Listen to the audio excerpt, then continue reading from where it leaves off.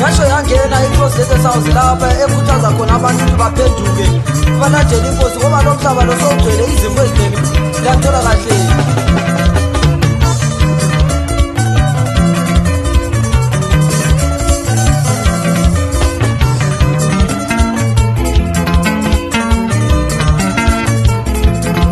Emagameni amathathu elingayiselele ndodana lelikamoyo yingcwele. Emagameni amathathu elingayiselele ndodana lelikamoyo yingcwele.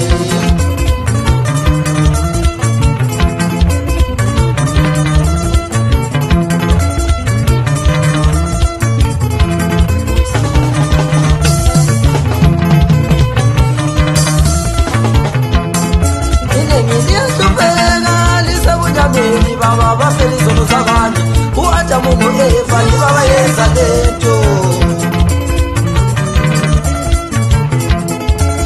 ngiya kupeka lisebunyameni baba bafeli zono zabanye uacha Mungu Eva ni baba yenza lento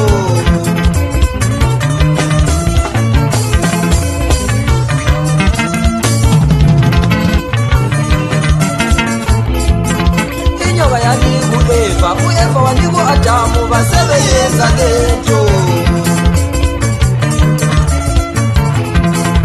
inyoka yani uEva uEva waniko Adamu basebenza lento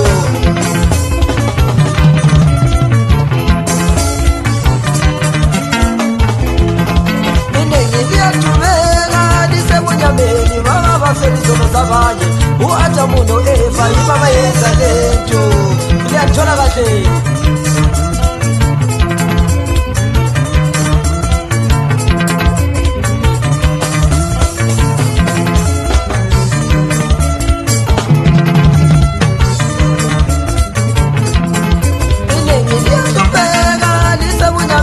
Baba bafeli zono zabanye uacha Mungu Eva ibaba yenza lento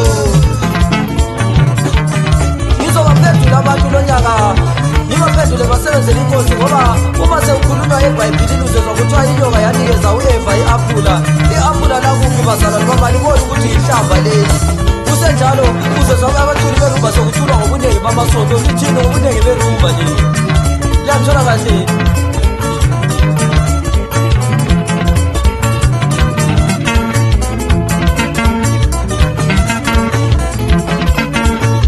Bazaphethu kwabantu lonyaka abaningi bazalwa balandeli bepresident phela sebelandela amakatala amnandi.